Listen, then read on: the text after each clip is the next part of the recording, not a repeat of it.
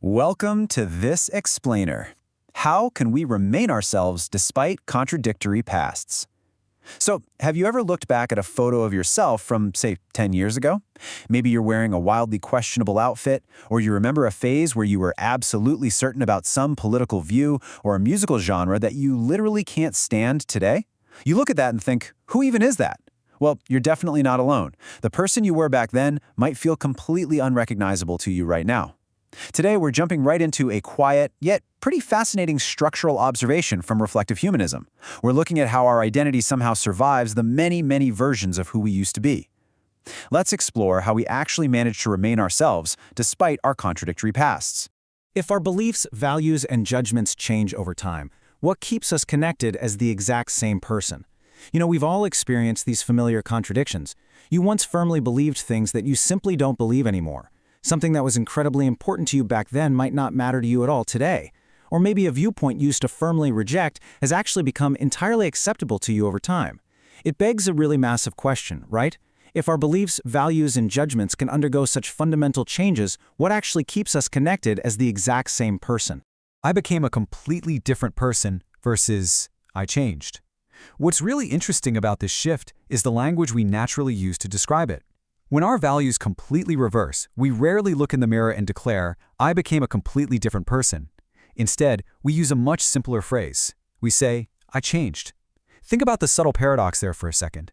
I changed suggests that our personal identity isn't sustained by keeping the exact same attitudes forever. Instead, it's sustained by this unbroken thread that connects the different selves we've been throughout our lives. Step 1, belief. Step 2, continuation. Step 3, self-image. To understand this, let's look at how we typically try to build our identity. Society kind of defaults to this architecture of identity through consistency. We tend to think that if we form a belief, hold on to it no matter what, and build our self-image around it, well, then we're being true to ourselves.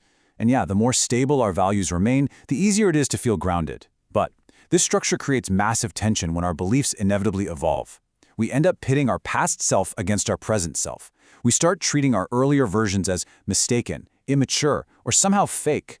Consistency versus continuity. Consistency means maintaining the exact same state over time. Continuity means remaining connected even when the state fundamentally changes. This tension highlights a core structural difference that's absolutely crucial to recognize. Consistency is all about maintaining the exact same state over time. Continuity, on the other hand, is about remaining connected even when that state fundamentally changes. When we rely solely on consistency, we're basically forced to rewrite our own history. We edit out the contradictions to create this perfectly clean, but ultimately false narrative of our lives. Past self to experience, to cognitive update, to present self. Let's move to a much more resilient framework. Think of it as identity through continuity. You start out as your past self. Then you inevitably encounter new experiences or new information. You undergo a cognitive update, and finally, you arrive at your present self, a self which, by the way, will eventually move on to the next phase. The crucial point here is that the past and present selves do not need to be perfectly identical.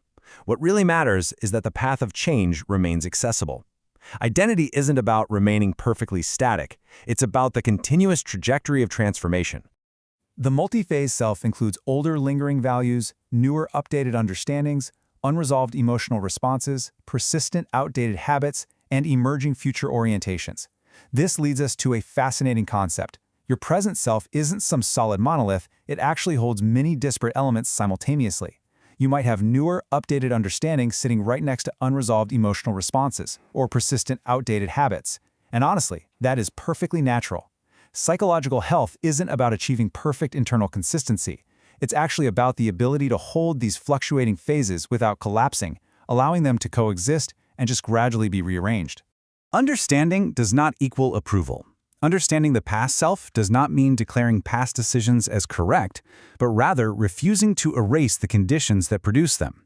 So, how exactly should we look back at the past phases of ourselves? From the present, we often describe our earlier choices as uninformed, or, let's face it, just plain embarrassing. But there is a vital distinction we have to make here. Understanding does not equal approval.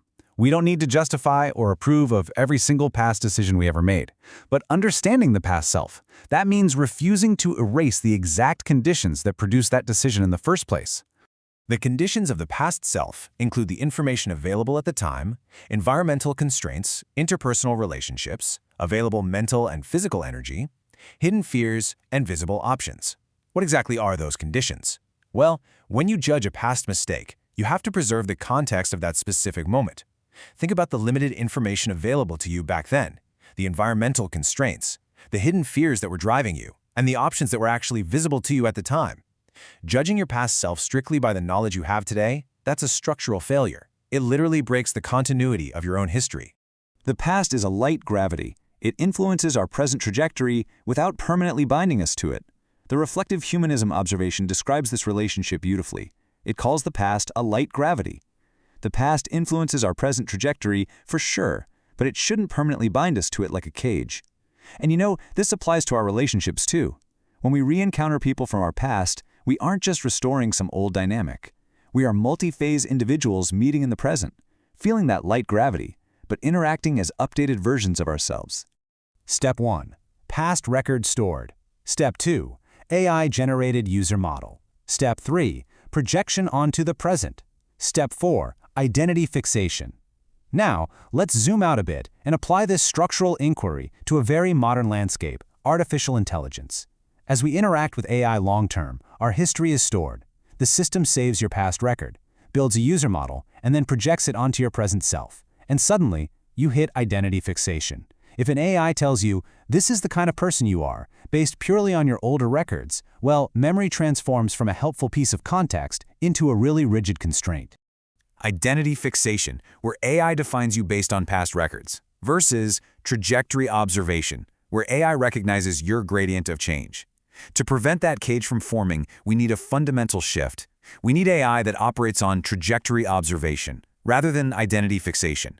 A truly healthy AI system shouldn't trap you in a rigid model of your past data. Instead, it should act as an environment, like a quiet, reflective space that observes your ongoing trajectory and actually recognizes your gradient of change.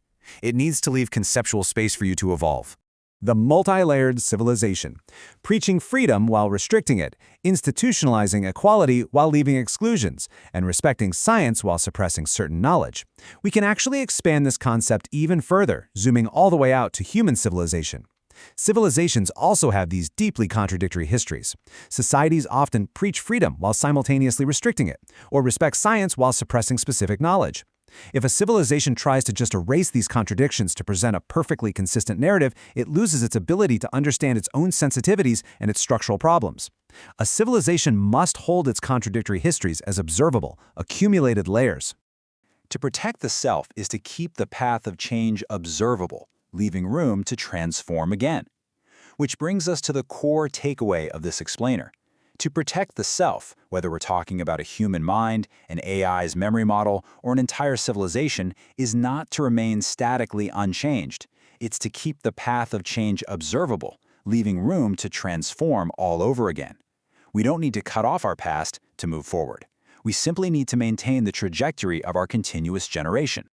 Does being true to yourself mean keeping your past unchanged, or does it mean passing your contradictory history along to the next version of you? I'll leave you with this final, open-ended question to ponder.